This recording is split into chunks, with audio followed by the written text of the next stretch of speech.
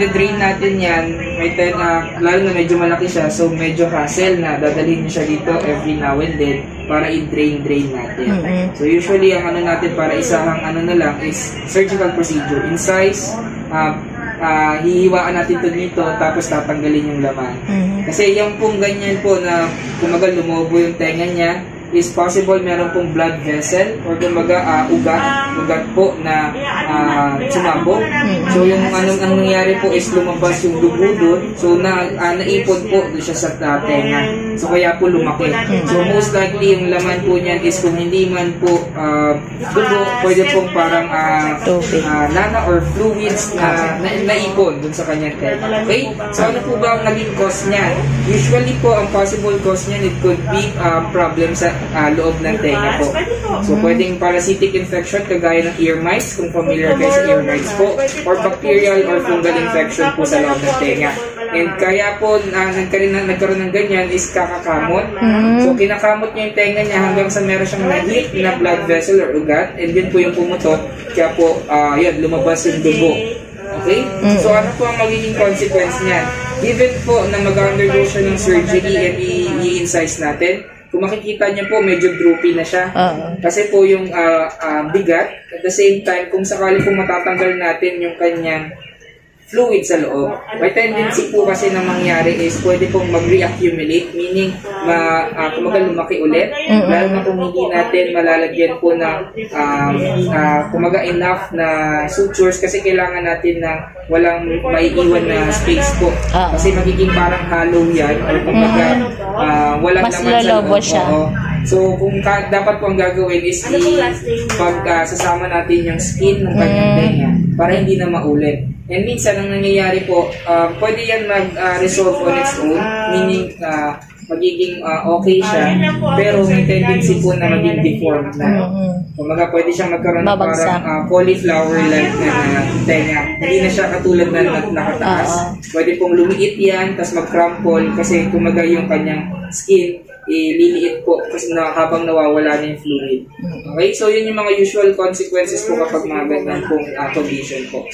Although, pagka na surgery naman po, medyo mataas naman ang chances na pwedeng bumalik sa normal, lalo na kung maaalagaan natin ng ayos po.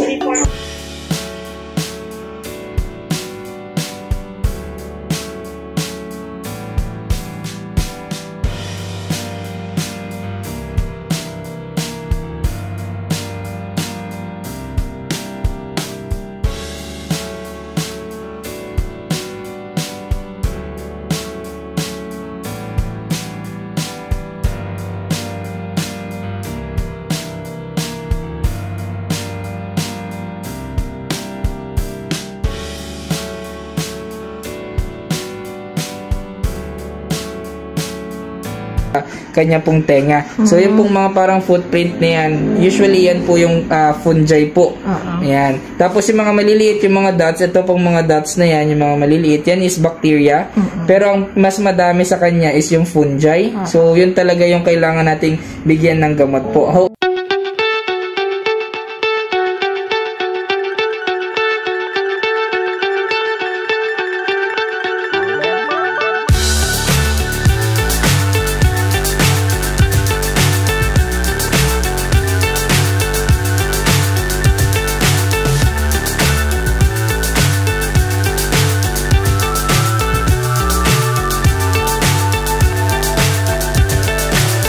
So high, I'm hypnotized. What's up is down, what's left is right. Chasing stars and holding you. I can't see the end, but we'll see it through. Bali po number 1, Coamoxiclav po. Yan po yung kanya antibiotic. Ang ibibigay po natin sa kanya, ako lang yung half tablet orally every 12 hours for 14 days. After meals po ito, ma'am.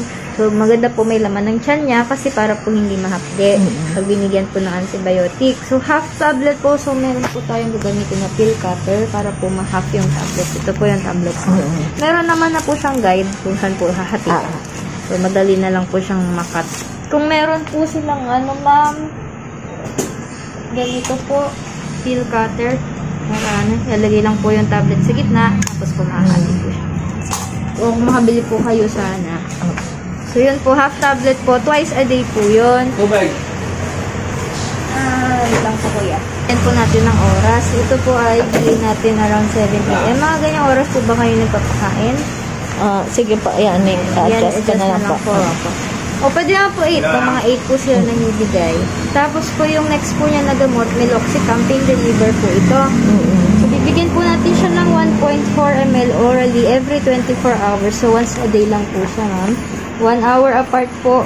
At least 1 hour apart sila, ma'am. So, kung i-remove natin to ng 8 a.m., 8 p.m., 9 a.m. na po ito. For 4 days lang po siya. 4 days. Apo. After po ng 4 days, stop na kasi baka po ma-damage din yung ano niya, liver. Tapos po, wound wash. Dun po sa area ng pinagtahian. Lalagyan po natin, magpapump tayo, ma'am, kasi itong wound wash, para po siyang foam. Parang ganito po siya pump. Tapos, paglabas niya, foam siya. Tapos po, iwan po natin yung foam dun sa sugat, dun sa pinagtahian. Iwan po natin siya, ibababad po ng mga 10-15 minutes. Saka po natin pupunasan ng mas maganda po kung gasa. Okay lang naman po yung teeth, siguro na malambot. Pero wag po tayong gagamit ng cotton kasi yung mga hibla po baka po ma-stuck doon sa ano. So gagawin po natin yun twice a day until po fully healed yung kanyang sugat. Follow up po tayo ng November 2 for CBC, repeat CBC to check kung okay po ang blood values niya at tatanggalin po yung suture. Maganda ma'am na eksakto pong November 2 ay natin siya, or kung malilate man konti lang, kasi kapag ka po na-late siya masyado, baka po magkaroon ng infection. So, pa-schedule na lang po. Kumain ni Sweetie kasi iinom siyang gamot. Ito, every 12 hours yung gamot niya. Ayan, oh. Kumbo, kawawa mo niya akong baby. Manayusin natin yung bandage mo. Kain ikaw, oh. Kain, Sweetie ba? Linisin natin yung ano mo, collar.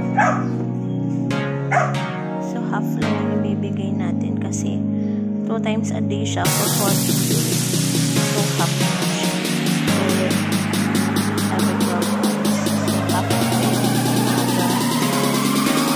So, after 1 hour, bibigyan na natin si Sweetie na after 1 hour ng pag-inom niya nito o Amoxiclav, bibigyan na natin si Sweetie ng ito, anti-inflammatory for ano to siya, for pain reliever. Ayan, so bago natin lilinisin, bago lilinisin ito natin after 30 minutes.